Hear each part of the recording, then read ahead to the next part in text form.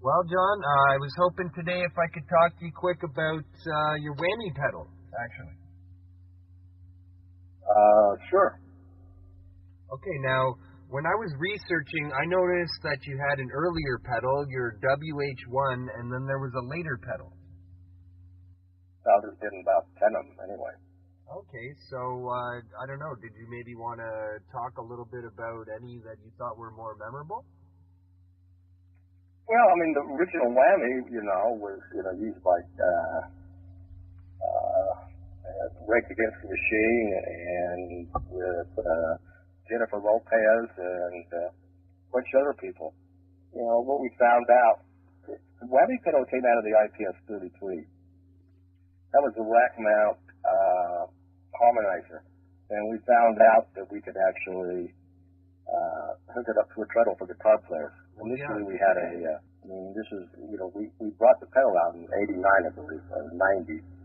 Don't remember the exact year. And, it's probably sold there in a million pieces, since its, inception. So what essentially is the idea behind the whammy pedal? What exactly is it doing to the sound wave, John?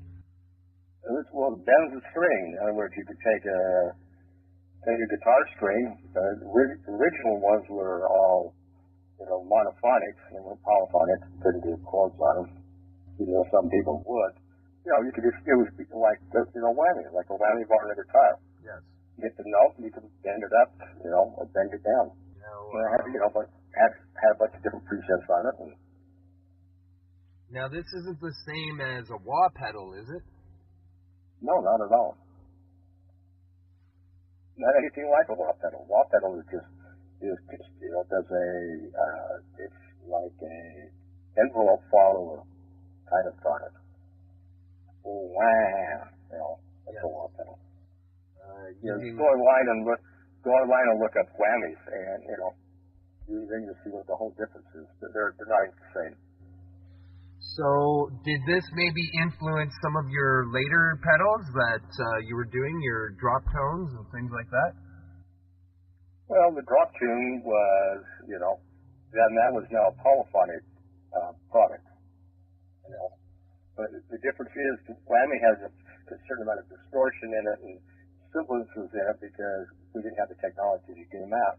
Drop tune actually figured out a way to actually get the pedal to be, completely full chordal. In other words, you could play,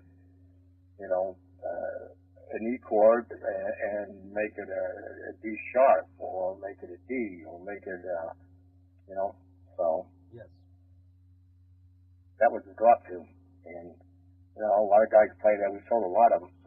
About, 30,000 over a year and a half. So. Wow. I know, I've been reading through some back issue articles of Guitar Player John, and there was an article there from Morello from Rage Against the Machine. He was talking about the whammy pedal. They rated it as one of their 50 top stop boxes of all time. So I know this was maybe a few years ago, but it seems to be common consensus across players. Oh yeah, that's what a lot of guys use them. And the drop tune was an interesting pedal, but he didn't have the foot controller on it. He just selected the interval. Then we built the bomber pedal, which we didn't sell on any of them, just because by XT Audio or the Morpheus company went out of business. We just ended up with the bad economy, and everybody quit buying products. So. True enough. All the dealers could buy them. You're probably aware of some of that, what happened on. We started the company in 2007 and bought out the drop tune in 2009, and then the bummer in 2010. We took like a couple shipments of them, but we couldn't sustain them. True enough. It was, I'd say, a tougher time for a lot of people, though, John. Yeah. Yeah, if you go online and look up the bomber pedal, look at YouTubes. There's a bunch of YouTubes on it. Drop tune and the bomber pedal are both, well represented on the YouTube. Just look under Morpheus Drop Tune or Morpheus Bomber, and there's a whole bunch of people playing those products. then you get an idea how different they are from a wall-off pedal. True enough. Well, I mean, it was just a great product. I mean, it's top 50s. I don't know, might even be in the top 10. Of all-time pedals. I don't know, but it was definitely, there's not much to say about it. I mean, you just got to try it and play it. I mean, it's just different. True enough. You have hundreds of distortions and hundreds of choruses and 30, 40 flanges over the years, and there's only one whammy, and that's the difference. Nobody else did it. We're the only ones that ever did it. Nice. Yeah. Same with the drop tune. Nobody else has been able to duplicate that. Now, Harman tried, and they built some god-awful little big boxes, but they weren't the same.